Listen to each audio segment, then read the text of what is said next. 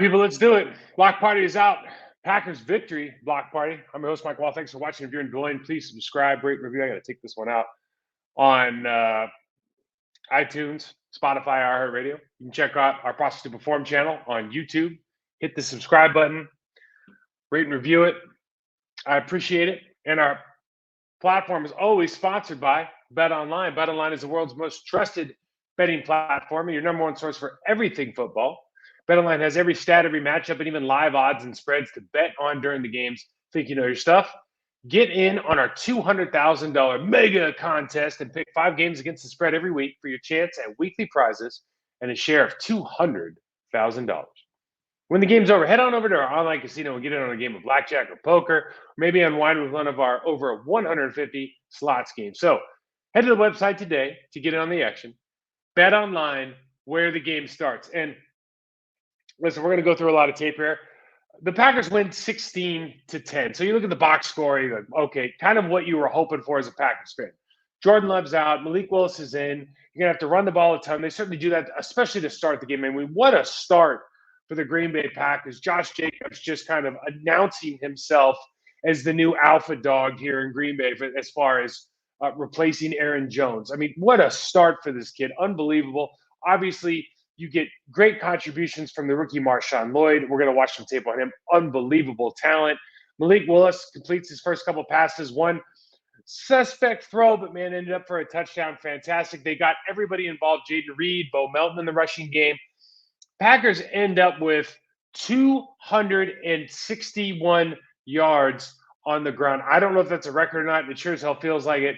On 53 carries, they're actually a shade under 5 yards a carry. If you watch the first quarter of this game, you're going, man, they are going to run for like 400 yards today.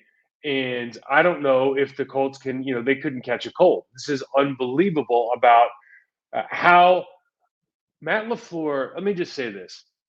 Matt LaFleur did such a good job of game planning this. If it's him, if it's Steno, they did such a good job because you're going to watch the tape and it's not like guys are just murdering. I think in a lot of ways, the offensive line might have had a better week last week just because of strength of competition, on that defensive line in particular. You could say that some of the guys had maybe more standout playing last week, but when you see the contributions, not only from the running backs, but we'll just call it out right now, Tucker Kraft, and what a focal part of the offense he's become in relationship to using the starting. He's our starting guy now. It was Musgrave. It's Kraft, the starting tight end, to become that do everything, lead blocker, kind of hold the edge, get down, release valve for the quarterback. Really started to separate himself, I think, in a league and a division, quite frankly, that has good tight ends. You think about the Laporta kid up in Detroit in particular. And then obviously Hawkinson, who got left from Detroit to go to Minnesota. Really, really big-time weapon developing for the Green Bay Packers. Obviously, Jaden Reed, big-time weapon for the Green Bay Packers. Marshawn Lloyd, his first carry, you're going, oh, what? He can do that? Now, didn't end up with good numbers. This game turned into, as all of these games do, when you get up and you're running the football and you don't have options. Like the Packers are going to go up like 17-3 or something like that, and then they fumble in the end zone. Josh has that fumble in the end zone. Then the whole game kind of changes. We'll show it on tape. But the Colts offensively start springing to life. Some of the mistakes they were making earlier, they didn't make. Obviously, we can't tackle very well still. But defensively, they went into a bear for a while. They started stopping the ball at the line of scrimmage. They started committing more people to the run game. And it turned into a sloppy, not really a fun game to watch. But if we just talk about the offense and that first quarter, those first 2 drives, I mean, let's just get into it, man. This was absolute fantastic. Now, I put this on here. This is just different. So you talk about Kraft and Musgrave and, who's who and who's the out. Kraft is fundamentally different than Musgrave. These are two different kinds of blocks here. Okay, you got one slam and then get kind of knocked back and splattered. Both guys trying hard, different level of physicality, and just really comfortable comfort with physicality. We're talking about Kraft versus Musgrave. Musgrave's got his own things that are good at. Me, I'm old school, man. Bubba Franks, Mark Chimura, like, let's get it with real, fully functional George Kittle type tight ends, Mark Andrews type guys that can do it all. Mercedes Lewis, all of the I like those guys. Those are my guys. Tucker Kraft is my guy. Fantastic. Put him in motion again. Man, and I'm just like, this is old school, right? This is football porn, guys. We're just running stutter with the backside, tight end going to become your fullback, and they're putting Jaden Reed in the backfield because they know they've got a ton of plays out of this. And this is what I love about what LaFleur is doing now. Out of this particular set, they've got so many options now because they got two dudes in the backfield that can really get after it. And you just like, this is very easy to look at Deebo Samuel and go, okay, this is what they're doing. Oh, yeah, same offense, guys. And so all of those things that you could do with Deebo, you could do with Jaden Reed. We started seeing at the end of the year last year, but now from a count standpoint, really is going to screw up this defense. Let's watch this great double. You got the lead block. You got the kick out by Jenkins. Bang, lead block, great cut. And now look at the space. He's 5 yards before he gets touched.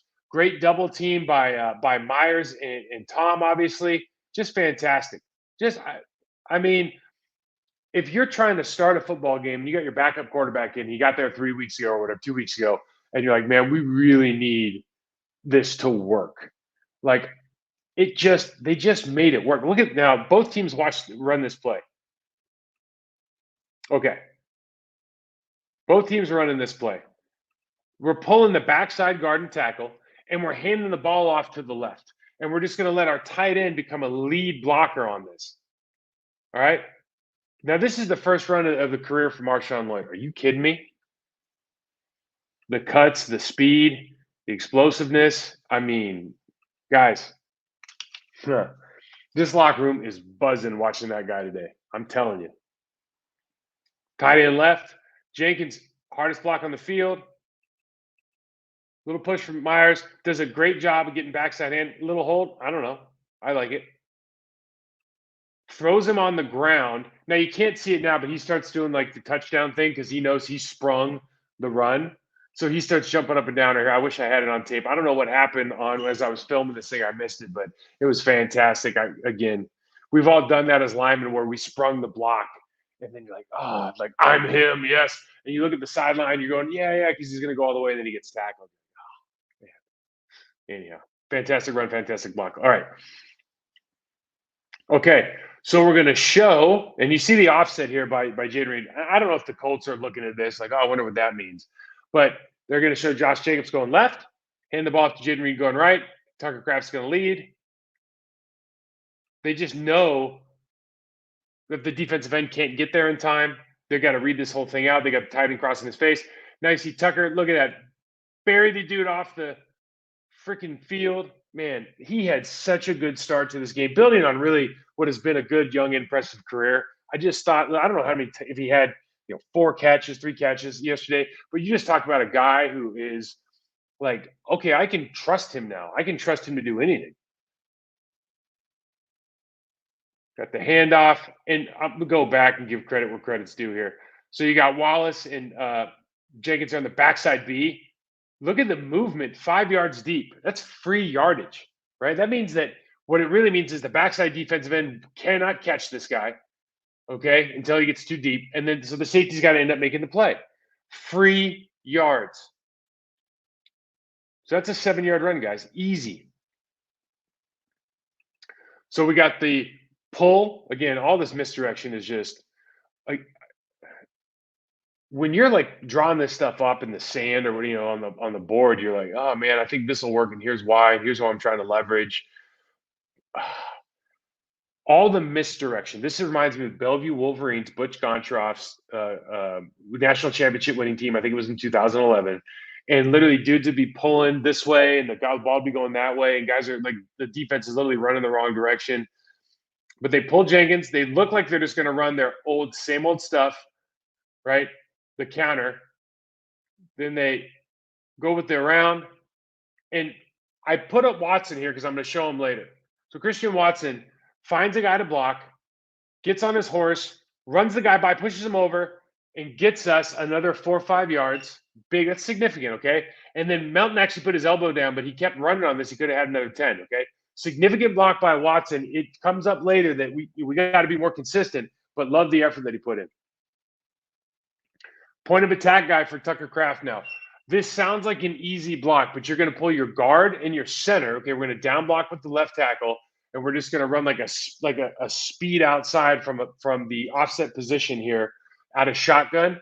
And if this guy gets a lot of penetration on Tucker Kraft, remember, you're hipped off of the regular tight end. So you're like the H or the F tight end, and you're in a 2-point stance.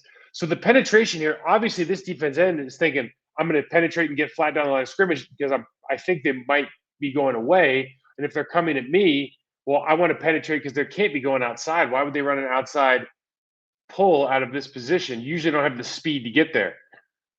Kraft does a good job of just getting enough of this guy, riding him down so Jenkins and Myers can get outside. We got great blocks. Touchdown. Like, this is a play that if you ran on the board, I'd go, I don't know, man. Like, that's a long ways to go to get outside. You got those two guys. Do we have the speed to do that? And they saw the way their linebacker and the safety was playing in the pocket, and they knew that they could get out to the outside and get a kick-out block there. If you can't get that kick-out block, it's not a worthwhile play. Great play design. So we go first touchdown from Malik Willis. Quite frankly, not a great route, if we're just being honest. So outside leverage, but he's turned inside. I mean, he looks like he should have a pick right here. Sometimes it goes your way, boys. Big man moving, Zach Tom. Let's give him some credit, okay? Let's give him some credit here. So we got a lead block. We saw this play last year. Now we've seen it from the Niners, and then we saw it later in the year with AJ and Aaron Jones. AJ was leading the way. Same thing, but we get the big guy out front, so we're going to give him a highlight. Get out of the way. Dude just runs out of the way, big Zach Tom. So we get another 12-yard gain. Now, the game kind of turns here. You just watch this play, and he just makes some, first of all, great cut in the hole. I didn't know he was this good in cuts in small spaces, honestly. I'll show you another one later, shocked me. But anyways, ends up fumbling the ball. So this, I think we're going to go up 17. This is probably, at this point, the way that the Colts are playing, you put the screws on. I don't know if anything changes because we're not going to throw the ball too much anyways. But defensively, maybe your game plan changes a little bit, knowing they're going to have to go straight shotgun. So what happens? Now it turns into a different game. They go to bear, and now all of a sudden we can't get the kind of movement we like. We have some mental errors and we have some footwork errors that get exposed because really, this is what happens. It's a game of momentum. It's a game of adjustments. And quite frankly, the Colts did a good job of adjusting after just getting gashed for 160 yards or something. Did a good job of adjusting the rest of the way, and you didn't really see a ton of big plays after that fumble. You did see some nice runs. I'm not trying to minimize anything, and it's gonna get harder. I remember I think we beat Detroit one year at home, and AG went for a 60-yarder, then a 30-yarder, and blah blah blah. And then by the end of the game, though, we're just running into Sean Rogers every damn play. Like, this isn't working anymore, boys. But you see the doubles. Myers is singled up. Can't get any movement. He tries to bounce back outside. There's just nothing there. They're committing more to the run. Right? Turns difficult. We got the same thing here with the bear look. Okay? And now we're running a gap scheme. So out of the gap, you can't really get the double anymore. There's a couple different ways to do it. They decide to down block. I would prefer that Walker 63 takes the 3 technique on his own. We base drive or double team the nose, or we double team the 3 technique. But either way, Musgrave needs to go all the way back here because we have the wide receiver coming in to block both safety or the linebacker in the G, and then we got Jenkins going ahead with the pull. So he goes to the wrong guy, right? And this is now we don't know if Melton's going to be able to get in there, but this is blocked really well. And this is a touchdown if he just goes to the right guy. Now we don't we don't know if the tight end's going to or the wide receiver is going to be able to get in there. That's not fair. But everybody else has done a fantastic job. We can say that with certainty. And he does not have to make this guy miss.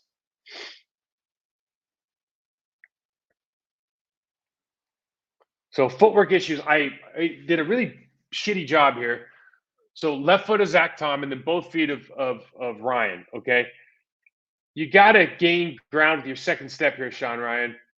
1, 2. You just do this side shuffle BS. He backdoors you.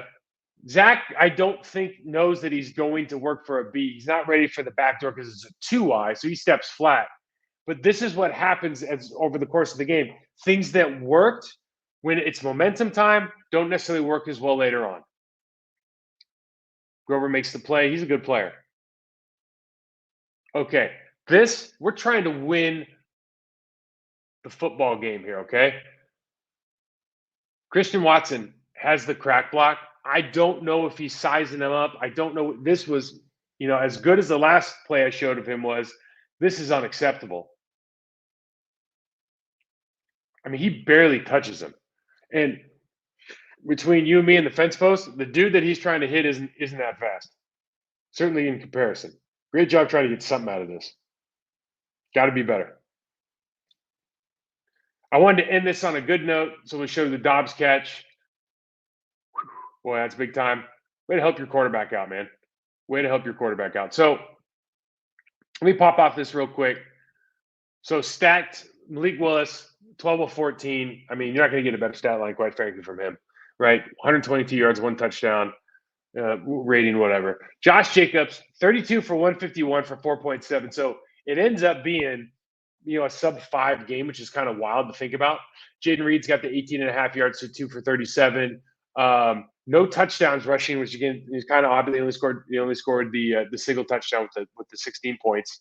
And then you got Dobbs with the big play we just showed. Dontavian Wicks had 3. Tucker Kraft had his 2. I think both were checkdowns. Just a really complete football game. If you're excited about anything, aside from the fact you win a football game with your backup quarterback, Tucker Kraft keeps establishing himself as a guy that can really be a Swiss Army knife for the Green Bay Packers when it comes to the tight end position. In other words, he can do it all. So I love that just on a personal note. And then seeing what Marshawn Lloyd is capable of from a speed standpoint is absolutely different, okay? Absolutely different. Now, defensively, the Packers, how do I say this? The Packers are going to go through growing pains with this defense. It's inevitable. What matters is that we continue to improve every week, that we as like defense, let's just build it from the front back. Defensive tackles, they're penetrating now, right? So I'm going to show you the first play that they had in the game, and you go, oh, well, I really like the way this play looks because they're penetrating. I can show you another play where penetration gets them too far outfield and gets them maybe out of their gaps, and you end up screwing over their linebacker. So I'm going to start with this because everybody has asked me the same question with Quay Walker in the linebacker position. I'm going to show you a bunch of plays that Quay needs to improve on.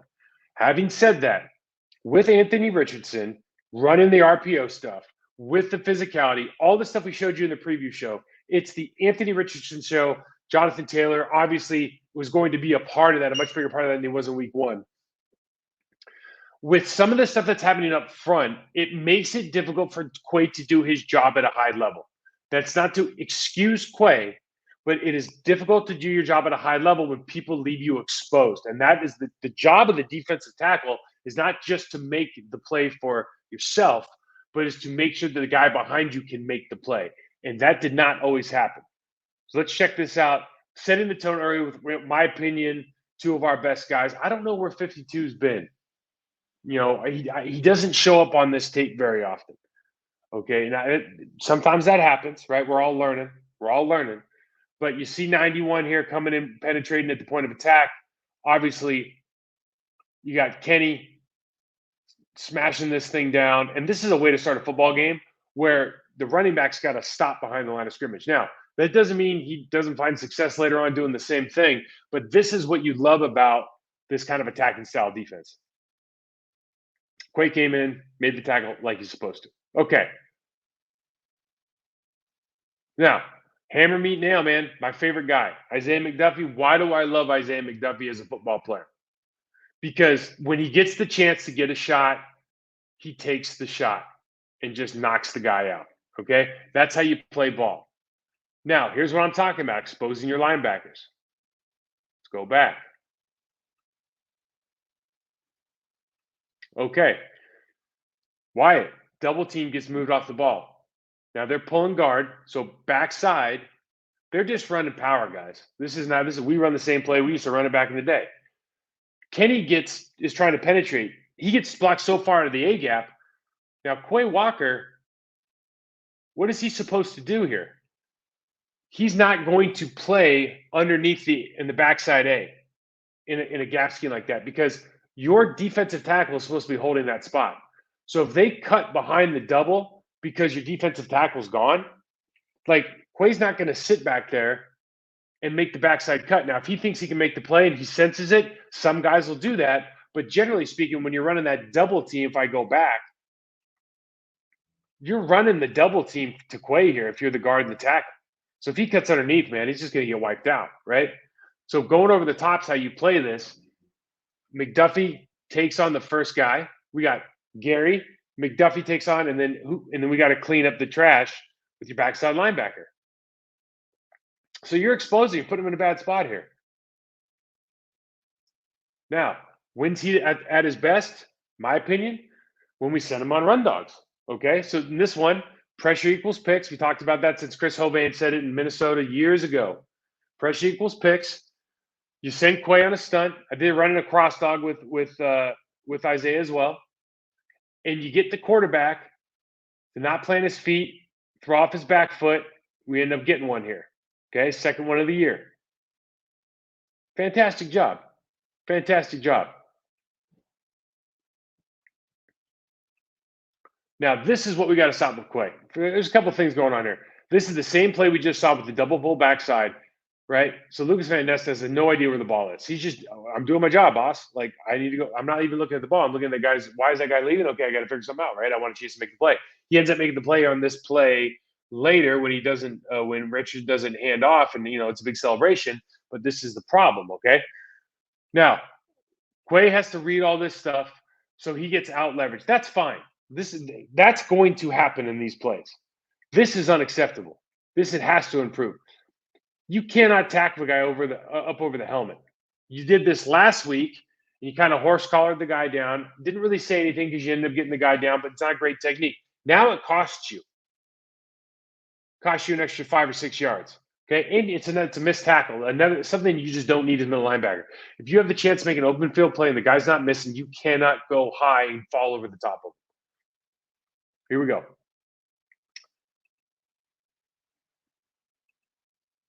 So you got to trust your guys. So we did a late stem. We're bringing the safety off the edge. So we've got defensive end rocking into either the B or the A gap. We got Kenny going to the backside A. Okay. So Quay, you got to trust that your guys are going to be in their spots. Okay. You've waited and you've hesitated now. And that backside center put 2 hands on Kenny, left that arm free, and you have not gotten to a spot. You read this out a little bit too long. And so now you punch away with 2 hands and commit your body. And when the back makes the cut, you can't get back in. That's your play to make. How do we want to do this better? First of all, we want to identify now and get to your spot and be downhill and aggressive. Keep your left hand free, step and stab with your right hand, okay? And now you can just stay square, make that shoulder tackle, bring that right hand over late. This is a 5-yard gain, 4-yard gain, not a 15-yard gain. When in doubt, this is part of this defense that you like. You can get low and penetrate and just jack everything up, okay? Again, Taylor's a good running back. He ends up getting 2 or 3 yards. But when you make him stop in the backfield, it's a whole different ballgame. Play speed. Okay, why do I show this? So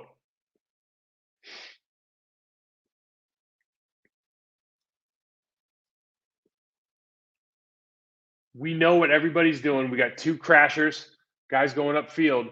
So you have to have your outside lane.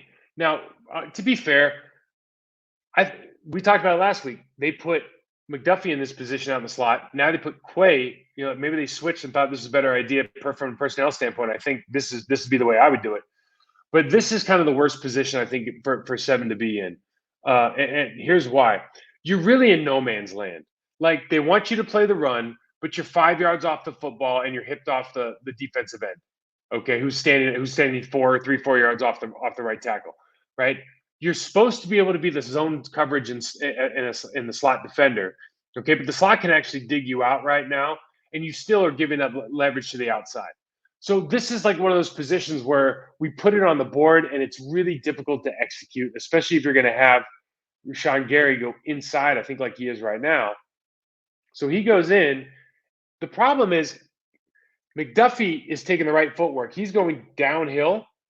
Quay is going out to the slot. And this is when you talk about, when you talk about how's this guy playing, well, these are the kind of things where you go, where are you going right now? There's been nothing that suggests the ball is going to the slot as a pass. From the jump, everything that you saw suggested run. Like, no matter what you're tracking, if I go back, watch the right guard, it's a run block. Okay? There's a mesh handoff look. The quarterback's facing the other direction. There's nothing that suggests you should be running off the screen. And so you end up making, this is another one of those like, well, I made the play. It's like, yeah, but it's 10 yards past the line of scrimmage. It's too easy. And that's the scheme was sound. But the execution at that position, and I get it, it's tough. But trust yourself, trust your keys, know your reads, and go. This is the absolute worst nightmare if you're an offensive lineman. So they run a TE game here with Devontae Wyatt, and I think it's Van Ness. Okay. And the guy who's supposed to win here is Van Ness. But Devontae Wyatt ends up beating a tackle over the corner for a sack. And I'm telling you, this is one that you don't plan on giving up. This right here, you just do not plan giving that up as an offensive lineman. Like when you look back at your career, he's going to remember that play forever. Because like, remember that one time I got beat by the T and the TE over the like around the corner on the outside? Wild, man, wild. Okay, fundamental difference in these two players is just demonstrated by on a play where neither of them make the tackle. Okay, so let's just watch Isaiah McDuffie first. Isaiah McDuffie goes, he backside handoffs the guard who's coming up to block him. So he slingshots himself off. So he keeps away from that player and is in a position to fill the gap and make the play. Okay? He doesn't end up making this play, and he's not fast enough to get there, but he fundamentally does the right thing. Okay? Now, let's go back because this is kind of the crux of the development cycle right now when we talk about our former #1 draft pick. We watch Quay. He allows, I think that's the center, to get to his body and just gives him like a kind of a shouldered, kind of lean thing and head across, instead of stabbing away, attacking him, same foot, same shoulder, stabbing in his chest and separating. Because what happens now, I think this is the guard, because the center's coming around, and now instead of getting to the outside, he's able to get knocked off. Okay. And they can get outside leverage on this play. If he does what he's supposed to and keeps that lineman off him, either with his hand or getting lower and ripping through and not giving him anything to touch, like that's the fundamental difference in linebacker play right now. If you want to do things like you can be really good and still miss some of these basic things and get burnt.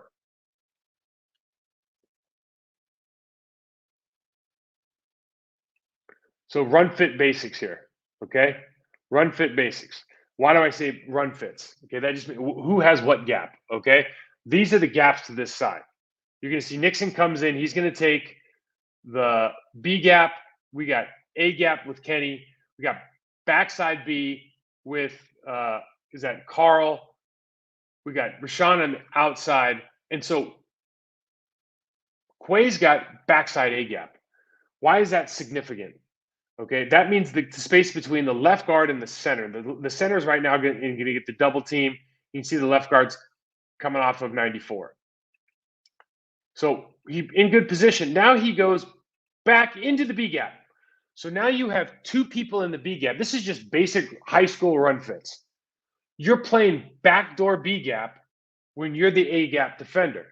Okay. There's no reason that you did it. You just did it. Now, I don't know. Maybe he was told to do it. I don't think so. But this is the problem because there's nobody to make the tackle if you're not involved in the game. I just wanted to show this. So it was a great screen actually by the Colts. This is winning football by Wilson, man. It is big time play here. Now I think McDuffie almost gets this ball out of, before it goes out of bounds, but man, it was a good play by him. And then I think the second one's the same. So great read. So they're running the go, and then they're just running a little dig out on the outside here. So what they're trying to do is get him to clear, and he just reads eyes, sticks with the nod go, and ends up making the play here. And you can just see Richardson's eyes never really changes, keeps his eyes on. So you can just imagine Wilson goes ahead and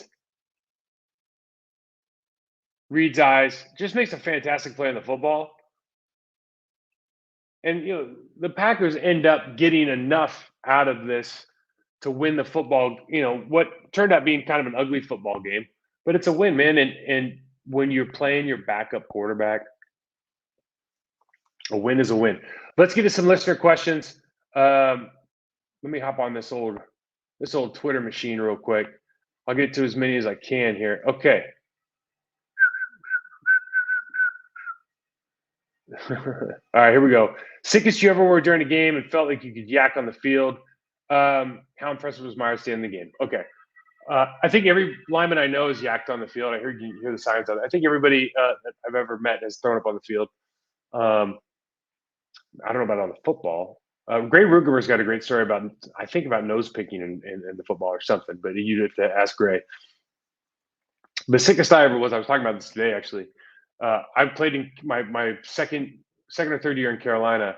We played against the Saints in like September, hot, right? I woke up sick, just coming at it everywhere.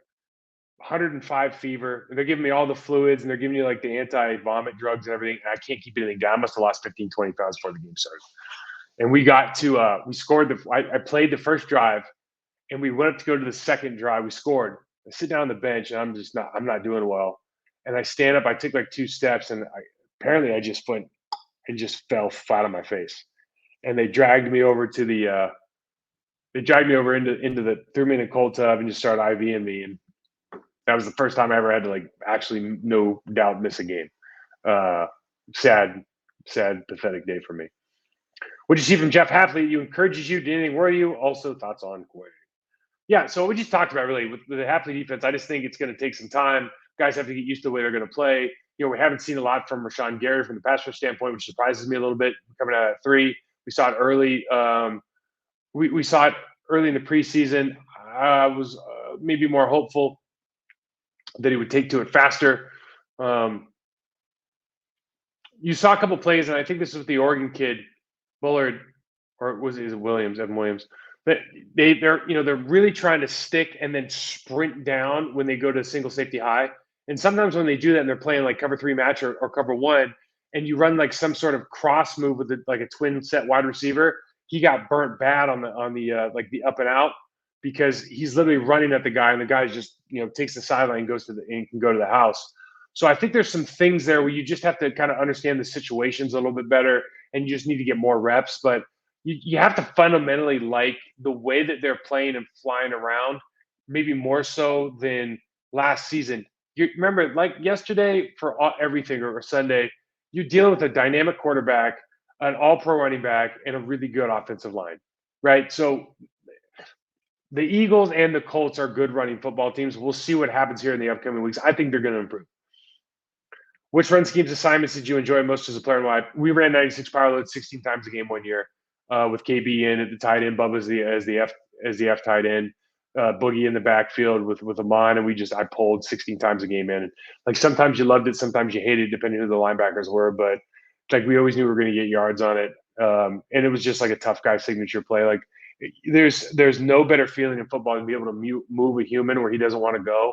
That's kind of why like linemen play footballs, because I want to be able to move a human where he doesn't want to go. And so the ability to do that consistently, and put that in showcase was awesome. How do you think defensive line performed? I just kind of showed it, right? Like you got to take some of the good with the bad. You'd love to see some more pressure. I think some obvious pressure for some wins. I really thought, and I said this going into the game, I thought that Gary would be able to just bowl the absolute hell out of that right tackle, and I thought that Preston would get around maybe more often than they did. I thought that the interior was going to have their hands full. I think they have a good interior offensive line, but just watching the games and seeing how they collapse, the other teams are collapsing the pocket against them. Maybe a little bit surprised that we didn't. Although, even though it was the game was never out of hand to the time where like they couldn't run what they wanted to run. And the Colts had they just made a lot of mistakes. They made some mistakes on ball handling. They made some mistakes on dropping the football. Some routes were mistimed. So, all of it plays into it. I continue to hope that you see improvement from week to week with this football team, because I think when you put in something new and you don't practice in the preseason like these guys don't, it's just tough. Have you ever played in a game where you had offense rush 50 plus times? Did you love it, or were you begging for your pass call? So I don't know if I did or not. I think I already answered this. Like I have never begged for a pass call in my life. I would run the ball every play if I could. I hate pass pro is why they pay you. Run blocking's why you play.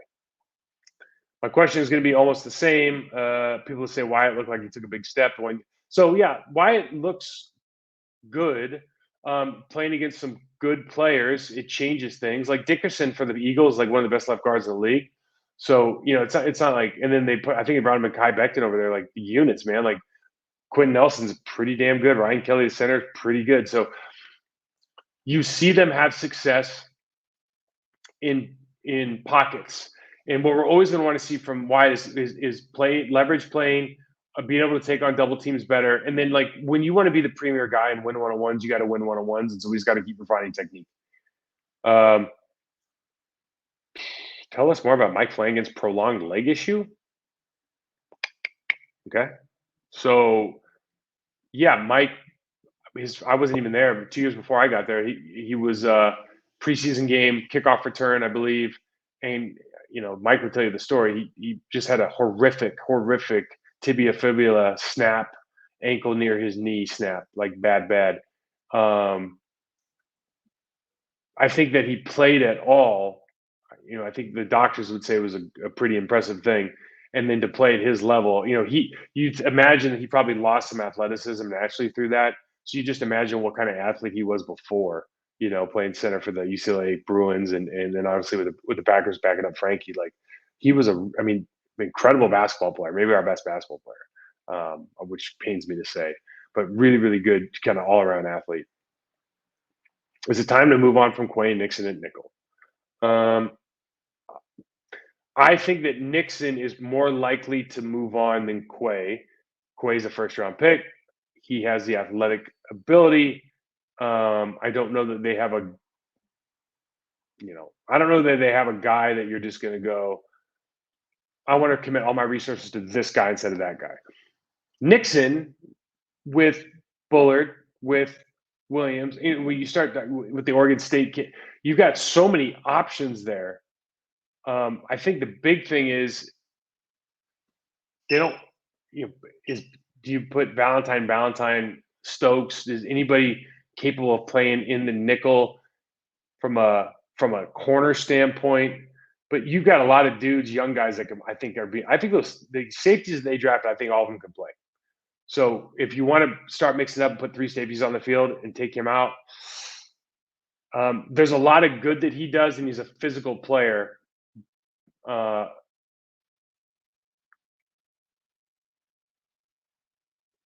you'd have to cut down on the mistakes to secure your job over the long term. Quick Quay breakdown. Is he going too fast, trying to make the big play? No. Is he making all the little play? No. Quick, we described it at length at this point. He needs to continue to develop. He doesn't see things like we talk about speed of play. It's really speed of thought, and speed of thought's based on like confidence in that. Well, I've seen this before. I know exactly what to do. I can read and react. It's like I see it. My Rolodex goes, and I react to what like that says. Okay, and that doesn't necessarily happen. We saw the play on. He's like kind of hipped off there. Like, where are you going in that situation? And those things happen a little bit too often. I'll ask the dumb question. As someone who's never played football at any level, is vomiting a common thing? Yeah, it actually is, sadly. Although it's not as popular as it used to be. It used to be pretty popular, like pregame vomit. It was a lot of questions on Quay here. Let's just end it on this, guys. Football's a tough sport. There's a lot going on at the linebacker position. There are times when our guys are not making it easy for him, and there's times where he can improve. And sometimes those are the same play. But you've made the commitment. Goody's made the commitment. He's an outstanding athlete, and he shows flashes of brilliance. So you need to find a position or a way to improve his consistency. And I wish it was outside of the box, quite frankly, but I don't know that it can be. What happens with phenomenal athletes is the details of the sport sometimes get lost because you didn't have to learn them because you could do everything better than everybody else from day one. It feels like when I show the difference between how we attack a run blocker, when it feels like part of that is with Quay has been super reliant. And listen, I don't know him, and this is not I'm just showing you. I'm telling you what I see on tape. He has been reliant maybe more on athleticism than say an Isaiah McDuffie who didn't have that athleticism to get by on. So maybe he's a little bit more aggressive to the ball, quicker on his reads, maybe a little bit technically a little more sound. What happens in football is you get to the pros, whether you were first round pick, fifth round pick, free agent, doesn't matter, no matter where you came from. Unless you're like a quarterback, top 5 pick. And if you're a first round pick, you're going to get more chances than the fifth round pick. Okay. But at some point, you're going to have issues. And then when you have issues, there's nobody really to like lick your wounds for you, right? Or make you tell you it's going to be okay. You either got to fix them or you're not going to play anymore. And your leash is longer the higher you got drafted. But eventually, if you don't fix them, somebody else will play. Because there's just too much talent in the United States of America for the National Football League. There's just too many guys that can play football. So you have to figure out if you're not getting the help you need from your coach, or there's not a mentor that you can go to on the team, then you got to go somewhere and find something. And with Quay, what I would say is, if the guys if Andy Herman, who's at every practice, isn't seeing him out working on block destruction every day, then the problem isn't that he's not being taught, it's that he's not working at it, right? And so it's those kind of things that unless you know the guy, you're intimate with the daily details, you just don't know for sure. But a lot of coaches want to talk about, hey, if you see it and you know it and you can do it, it's fast, like we're good. That's half of the game. The other half is how you execute those little details because they make a huge difference. So, anyways, it's good to win. Winning's better than losing. That's what my dad always says. And listen, we'll get to the preview show for next week. Check me out, Mike Wahle 68, Process to Perform on Instagram. Check out the show on our Process to Perform channel. Block party's out, man. Thanks for watching, guys. Hope you're enjoying. Hit me up with some questions. You got them. I'll talk to you later.